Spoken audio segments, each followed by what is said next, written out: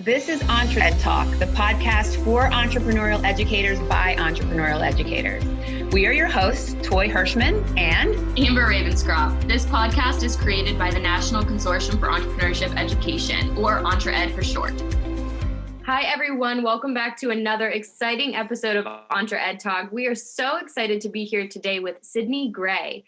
Sydney is an entrepreneurial professional with years of experience in partnerships, revenue, operations, and project management.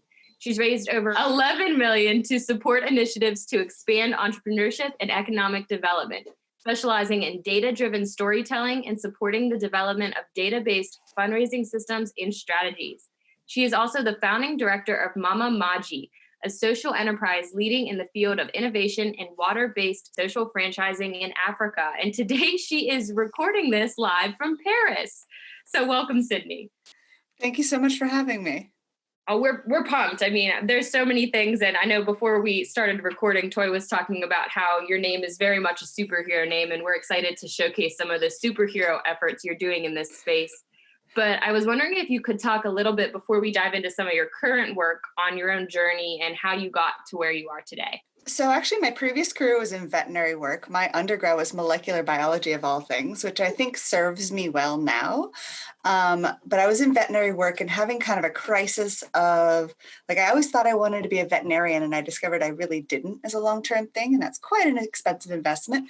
So I spent a couple years with this crisis of what am I going to do now? And then I found myself at this breakfast in San Francisco with a group of entrepreneurs. And I grew up in a more low-income working class neighborhood. And where I grew up, the concept of a business start, an entrepreneur, a CEO, those were people on films. Those were people in these stories. They weren't people we knew. They weren't real people. At best, somebody could hope to be, maybe a lawyer if they got into a good school and their family had money. But I was at this breakfast and I saw these two men literally from nowhere just decide they were going to start this business. One had connections to financing. The other had a new idea that he was pitching them. And they literally stood in front of me and were saying to each other, yeah, let's do it. Okay, we'll start this together. And it was just this moment that really stuck with me where it has developed into this answer of why not? Why can't I do that? So then when different opportunities came to me, that was my answer. Live in Kenya for 3 months. Why not? Raise 20,000. Why not? Start my own initiative working with women. Why not? Go pitch for money in Brazil. Why not? Get to speak at the United Nations. Why not? And that's really what's kind of driven me since then is why not do these things? Why not experience all of these things that come up and do and work with all these amazing people? And that's what really got me into entrepreneurship, this idea that you could build things. Yeah, basically. Wow. Amber, that's the bumper sticker. Why not? I love that. That's so simple, but that is, I got goosebumps. Well, of course, why not? Oh my goodness. I just want to give that nugget to every child that I run into. I mean, when you reframe all the opportunities that come to you into the, well, why not do it? It stops being about all the reasons you shouldn't and all becomes about, well, why shouldn't I? Why shouldn't I get to do this regardless of where I come from? Mm-hmm. Yeah. I love that because there's a lot of things about women being unapologetically who they are. And I think that speaks really well towards that. And I know, so I had actually written this in the idea that you were coming back here before you were recording it, but you're still on your international trip. But I actually went back to New Orleans before I came here. Okay. We're on a global walker here. I have extreme travel envy right now. It's -6 here today. Wow. Okay. Jesus. I do not. No, thank you. So Sydney, oh man, I'm just so excited to have you here. This is just I've looked at all your stuff and it's amazing. It's amazing what you're doing.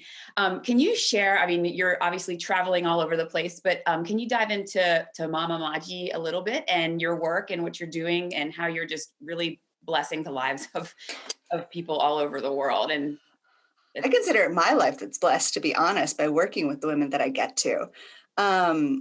I got into it at the request of some women. I'd already been working in Kenya. Like I mentioned that why not live in Kenya and do this? I'd already been living and working there. And basically why I was there was done. I was supposed to leave. And the group of women in the next community was like, oh, come do this with us. We want to work on water issues here. Come work with us. And they wanted me to come do that with them. And it was another one of those moments of why not do this? So I started working with them, and I really discovered that what we do with Mama Maki is we use water as a platform to empower women. Water is in all parts of the world, but especially in developing countries, it is the first barrier to women's empowerment and women's growth. But that also means that it can be one of the best platforms because water is a woman's sphere. They're the ones that go and collect it. They're the ones that take care of people in their household when they get sick. They use it for washing. They use it for the agricultural that they often have right around their homes.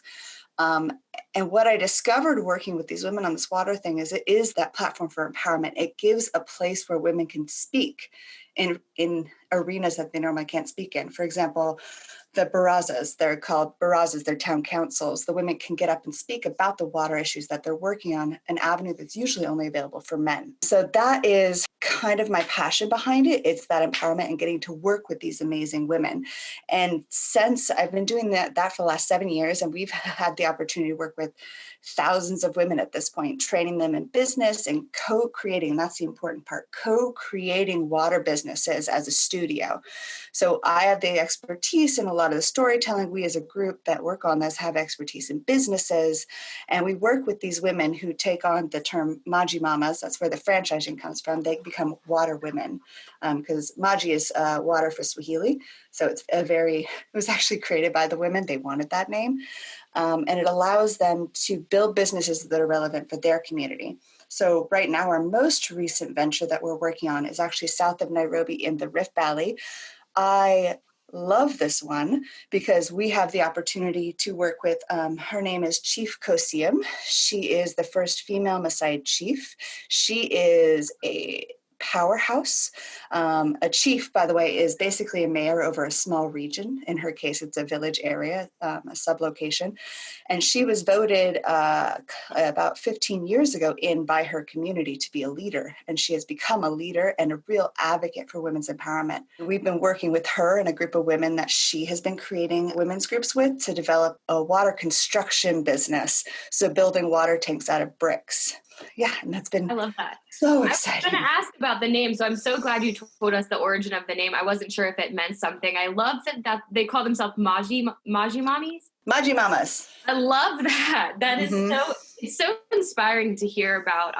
And so I don't want to speak for you, but I know that we have a lot of, in terms of our podcast guests so far, they've been a lot of, the United States focused entrepreneurship space. And so it's so interesting to hear an international perspective, especially in developing countries and areas. That's great. Yeah. But business is business. Business is business, right? You have supply chain, you have financing, you have customers, like it's all the same everywhere. It's just slightly different regulations, I will tell you that. But in terms of what it takes to build a business, it doesn't matter if you're last mile somewhere in Kenya or if you're in New York City, it's the same building blocks. Yeah. I never thought about that as, it makes sense now that you've talked about it, but as water being the biggest barrier to women's empowerment. I think that that's so cool to take that, because in those areas that is their job. And I've heard of that. And so to take that and turn it into a platform in a way that these women can become business owners and have control over their lives and help people. It's unbelievably cool. There's a really excellent study that came out recently called The Ripple Effect. I believe it was Coca-Cola and GETF, and they actually have a very long study and working with USAID talking about the different aspects of water, how they intersect with women's lives, and how it can be used as a lever in itself to work with women. That's awesome. We'll have to check that out. Yeah, I'm just fascinated by the whole concept, and I mean, it's awesome the work that you're doing. And I know that you also consult, and we talked a little bit about this on your bio intro. This idea of storytelling also resonated heavily with what you were just speaking towards. But I know from Toi and I's perspective, one of our biggest hurdles often is how do you articulate the importance of entrepreneurship, especially in an education lens? So you do a lot of work around data-driven storytelling. Absolutely. And I'm going to give an example in the domestic entrepreneurship space. One of the things you run into is, especially if you get too close to a project or a problem, is you get really passionate about it and you have a hard time remembering that most people don't have the same reason to care. Most people, they have to be convinced to care. And it's not a matter of, like, if I say to you, the state of Black businesses in New Orleans is appalling, you should really feel some way about it and you should invest to make it better. That's nice. You have to, maybe if you are a long-term friend of mine, you might take some validity in that. But if I tell you 60% of New Orleans is Black or African American, 40% of the firms in New Orleans are Black owned, and of all the receipts in the city, 2% of all receipts in the city goes to Black owned businesses. And that results in a huge asset gap. So the average Black owned business is worth only, I think it was about $15,000 versus the average white owned business is about $350,000. Like, when you start to say that, that makes you feel, oh, I hear how important that is. I hear how deep that is. I don't have to trust you necessarily in your perspective. I can hear that data for myself and hear how much that matters and how much we need to change things on that. Wow. That's true. Because when you said that, I went, ooh. Yeah, that reaction. And when I'm talking with funders, that's the reaction I want. I want funders within 2 paragraphs looking at an application and going, oh my God, I care about this. Like, I had never heard of this situation before, but I care.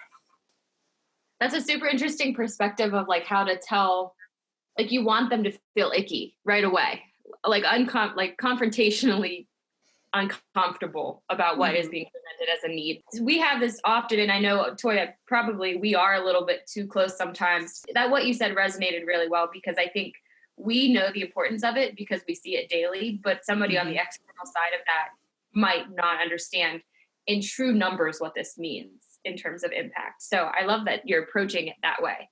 We do. We have that challenge of telling our story sometimes. And I think it's that kind of that curse of knowledge because we are so close to it. And I think a lot of people, what they'll do to kind of bridge that is try to tell individual stories. And that matters. It does, but only within a larger context, because that larger context is what's going to drive real need. A person thing is one thing, but when you can really connect a person to 400 people, that creates much more of that urgency. Like, you want them to care, and then you want the problem to feel urgent. Yeah, definitely. Let me ask this, because we work a lot in the K-12 space, and we've talked a little bit briefly on the front end about how difficult it can be to articulate numbers for that space, because it's a little bit more long-term goals in terms of actual job creation and development. Do you have any recommendations for how you could not spin, but how you could tell the story from a number and narrative-driven perspective for anybody that's listening? I think I'd want to look at the numbers, where if I'm looking at K through 12, I'd be wanting to look at what kinds of populations of K through 12, because K through 12 is kind of monolithic. If you're working with some of the neighborhoods I came from, for example, what the kind of story I would think about telling would be, okay, in these average wealthier zip codes, we're looking and seeing a lot of these children are coming up, and you can see these businesses. Maybe if we can find the business rate that comes out of some of these, or the average rate of businesses for a certain income class, which is what these schools are. And then potentially talking about, well, here is the income status of the students that we're working with. Historically, we know that this income status has a much lower percentage of entrepreneurship, which is directly correlated with lower asset growth and directly correlated with lower job growth for that community in itself. So if we invest in this now, and we know these are the skill sets that you need now to develop into that, that will matter for this long-term wealth development for the family and the community. That's really interesting. There's a study, actually, Toi, that we have uplifted before about the lost Einsteins and the idea of different brackets of taxpayers and their and licensures and all that stuff. It's interesting. Can you talked a little bit about going to find investments and how you tell the story and share that kind of that urgency with them. Do you normally look at private foundations, or are you kind of a mix of different, do you look at a mix of different types of funders, like federal government or foundations, things like that? How do you kind of go after that funding? Entrepreneurship, speaking of well, first I'm going to say I specialize particularly in government and institutional. So foundations, government, city, but that means both federal, state, and city. But also in the entrepreneurial side, when you think of entrepreneurial support, either at the educational space, in the community space, you're not the ones going and, let's say, feeding the homeless, right? It's not that immediate direct service. It's almost that capacity building a level above. And it's possible to do things like individual donors. It absolutely is, but it's harder from that aspect. So a lot of people want to be directly connected. It's a harder case to make sometimes. But in terms of the institutional and government space for funding, it can be a really good space because they're looking at more systems change and long-term building. So it's a really good fit usually for them. And it depends on kind of what you specialize into, what area is better. If you're looking at federal government, they care a lot about job creation, especially if you're looking at SBA or EDA, they care a lot about job creation particularly. If you're looking at state or city funders, often they tend to be focused on industry specific. So how can we, because, big clusters has been a big thing in the entrepreneurship space for a little while. How can we make this area a regional cluster for something or build off the strengths that are already here? Like, for example, in Louisiana and New Orleans, there's been a lot of studies around studies that the Regional Planning Commission did that was saying, advanced manufacturing, shipping, water management, both in terms of like green infrastructure, like the rainwater because of the flooding, but also the maritime and things like that. Those are all good industries to build. So if you're looking at an industry focus, particularly that can be a good pot of money. But then if you're looking at things like equity, if you're looking at things like whole family and changing the outcomes for people in the community, private institutions are very good for that. That's interesting perspective. That is, I like that because we run up against that all the time, and Amber especially, because she writes a lot of our grants, and it's always like, okay, they're looking at job creation. Well, we think we are going to create jobs in 10 years. Yeah. It's like, how do you, that's sometimes, I know that's a struggle for us to articulate, but that's a really neat perspective. Thank you for sharing that. Absolutely. I love the industry clusters too. One of the things that, and I know you've been well versed in this space for a while now, is you've noticed that industry clusters are kind of arising in alignment with entrepreneurship funding and supporting that. Are there any other trends that you've noticed in that space, just from even economic development as a whole? I think the biggest, there's a couple. Economic development broadly. There's obviously been an equity trend. There's been a lot of focus on what does it mean to have entrepreneurial opportunity become equitable, right? That even comes my basic story. If nobody in my neighborhood knew to start a business, then how could this be an opportunity that's available? The equity in entrepreneurship has been and is going to continue to grow as an interest. The national funding network, there's a national funders network for entrepreneurs, which brings to my second point, that's been focusing heavily on that. And the second is collaboration. And that's on a couple different levels. The funders are beginning to talk to each other much more, talking about who they're funding, what they're doing, how it can be collaborative. The funders are expecting entrepreneurial organizations to collaborate more within themselves. Less, we're going to do everything, and more, we're going to be niche and basically stair-step our services through. Mm-hmm. So the entrepreneurial support organizations, whoever they are, need to collaborate more with universities to do tech transfer. They need to collaborate with city government to try to get the permitting cleared up and things like that. But also the entrepreneurs themselves. I think that the era of the solo entrepreneur is dying. It never was a thing, mind you, but there was an ethos about this solo entrepreneur and this image, like a Jeff Bezos or anything like that. And it's not true because it's a team and it's rarely about the unicorns. And building those relationships and being able to collaborate on every level matters so much. There's a really great TED Talk by Ernesto Ceroli.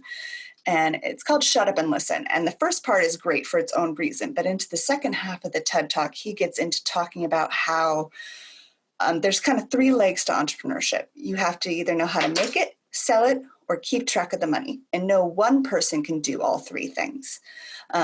Maybe you can make it and sell it, but you're not going to be able to keep track of the money.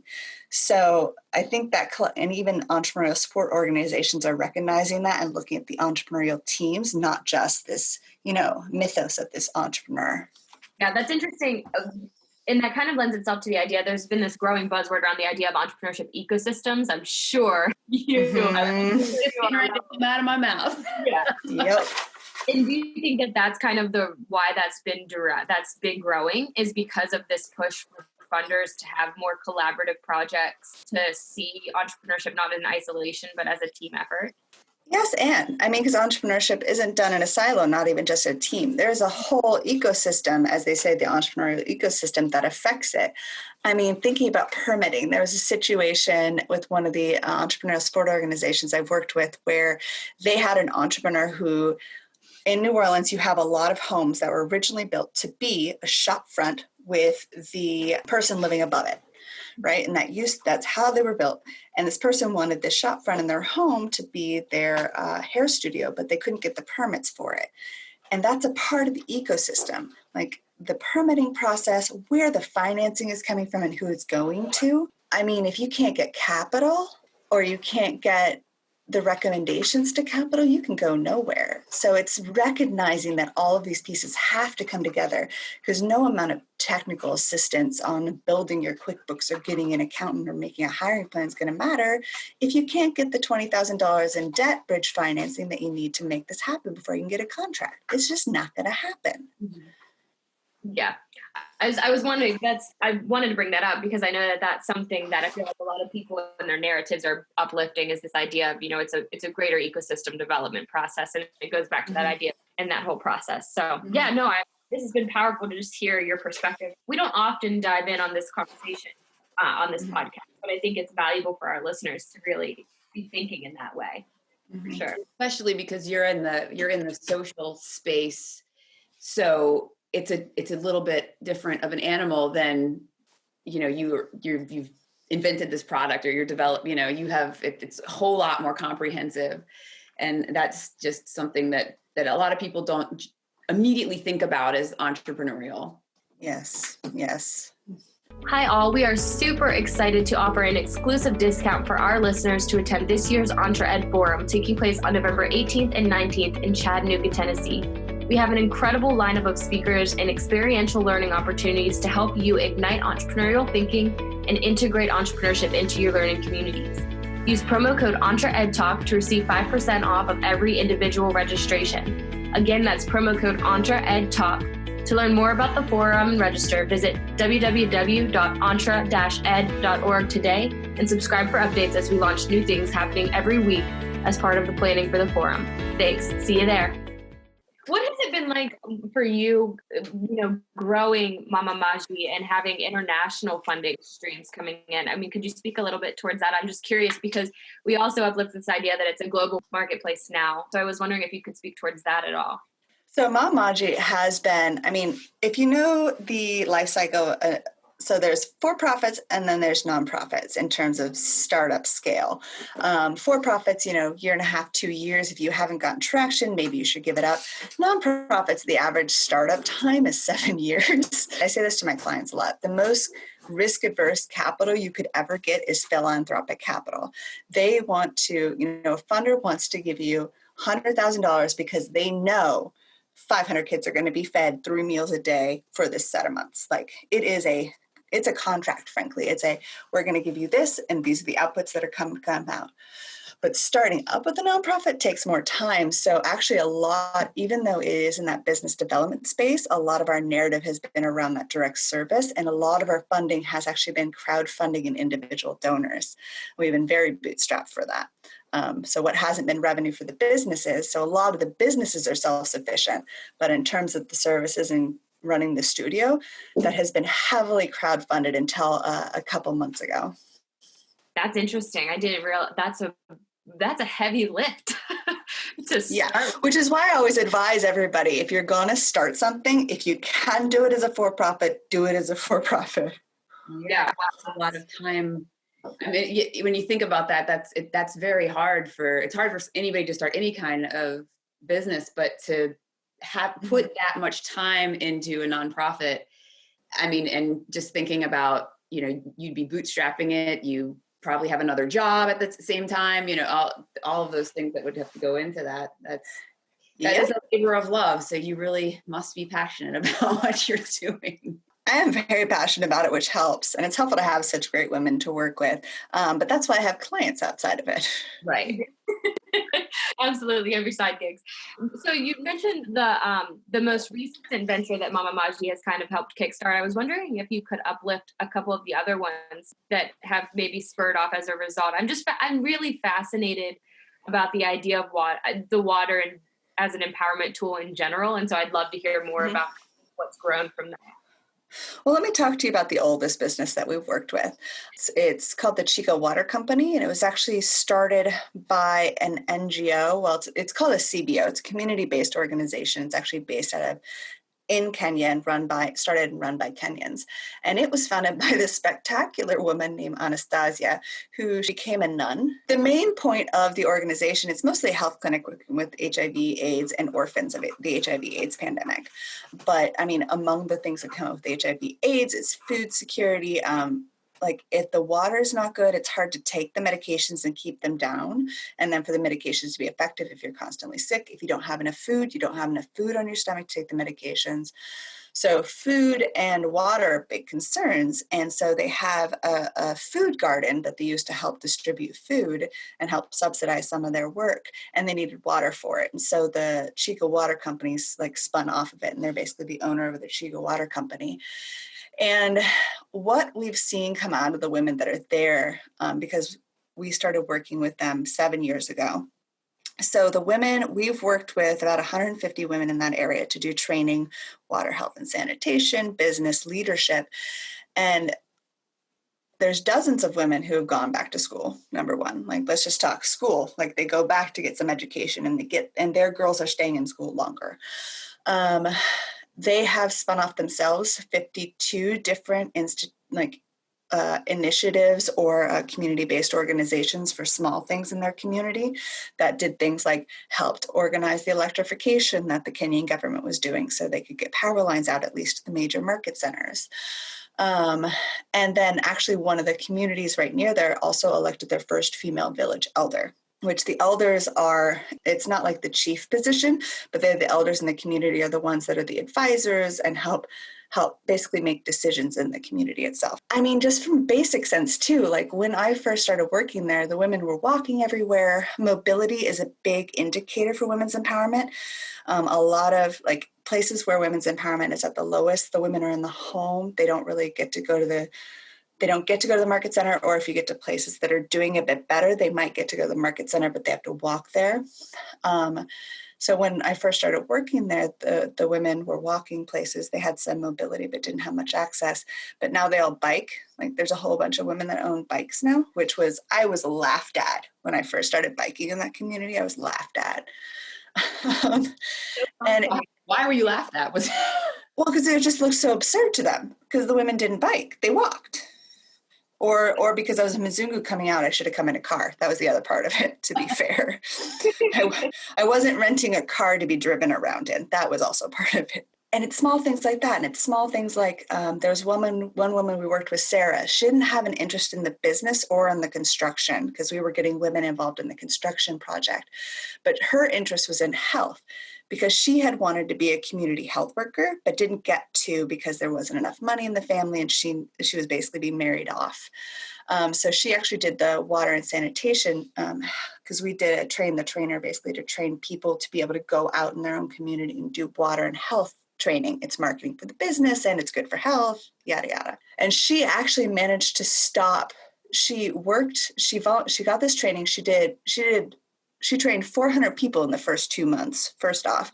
And then she was volunteering at a health clinic and recognized somebody who came in with cholera and managed to call in the Kenyan government to come bring out ambulances to find the people with cholera. They found 4 people with cholera and managed to stop a cholera outbreak. Cholera outbreaks aren't usually found until 100 people die in these communities.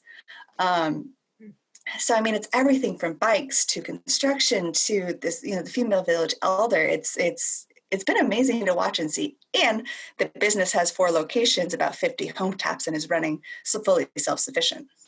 Yeah, no, I was just so interested in the growth trajectory of it and what that was like. I'm so glad you spoke to that, because I think it's powerful just seeing the ripple effects itself, Yeah. what came from that. That's incredible. It's just, I think it's funny that we're talking about water and ripple effects. That's why that study was named that. It's very but yeah, just having that kind of that first push end up sparking all of these different ideas and businesses, and that is incredible. That is incredible to see, and it's especially when we're talking about women's empowerment. It's really the epitome of selflessness to go out there and help these people that then can go and help more, and that's very powerful. Do you have so before we close, any parting advice or any tips that you might give to educators we have educators in all different types of communities that are, impacting and influencing young minds, and any tips that they might use to help students see the why not and go for the things that they dream about? I actually had the opportunity a couple of years ago to go to Pakistan. The U.S. Embassy of Islamabad brought me there to speak with universities about creating entrepreneurial curriculum. And when I was talking to a lot of people, and this is my firm belief, it's interesting to see some of this come up, is there's a level of business like that you have to learn. You have to learn how to, do customer surveys. You have to learn how to develop, supply chains and things like that. But when it comes to developing entrepreneurs, especially if you're talking about younger, not necessarily university level, the biggest thing you can do is spark creativity and make them more resilient against failure. You can hire people to do customer service. You can hire them to do accounting, but if somebody doesn't have both that creativity, that interest, that spark, but also that resilience against failure, they're not going to get very far. Being able to, I always say it's assess, address, and then withstand risk and tolerate that failure. So I always love doing things like failure call-outs, like how did I fail today? What did I do wrong? Because you will fail most of the time as an entrepreneur. There is no question. You are going to fail 90% of the time and maybe succeed 10% of the time. And that tolerance, especially in younger audiences, matters a lot. I love the idea of failure call-outs in classrooms. Can you imagine that? That would be so much. I'm going to do it. That's going to be so much fun to do. Oh, it's great. It's like a tangible, just a first step in that direction. And we uplift it all the time, like creativity and, pushing through, failing forward is how we phrase it, is something that we just try to get educators to understand. So I'm so appreciative that you, from an entrepreneurship lens yourself, recognize that and have uplifted that.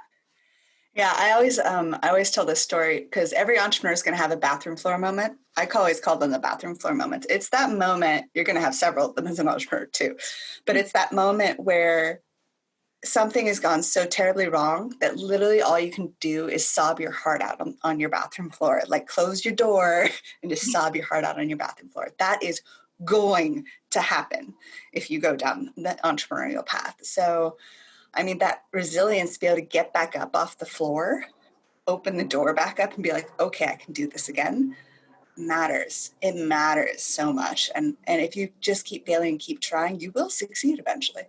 There's no question. That's powerful. We should end on that note.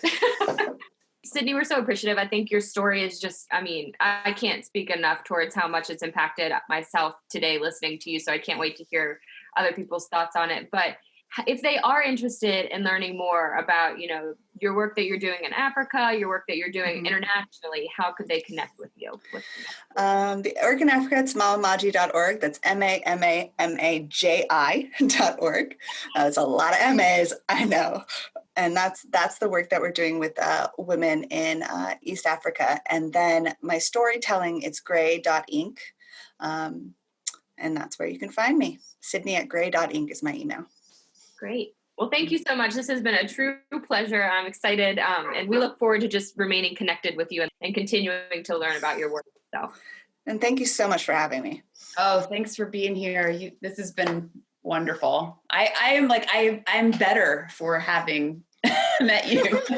Awesome. Well, thank you so much. I feel quite honored. You all take care.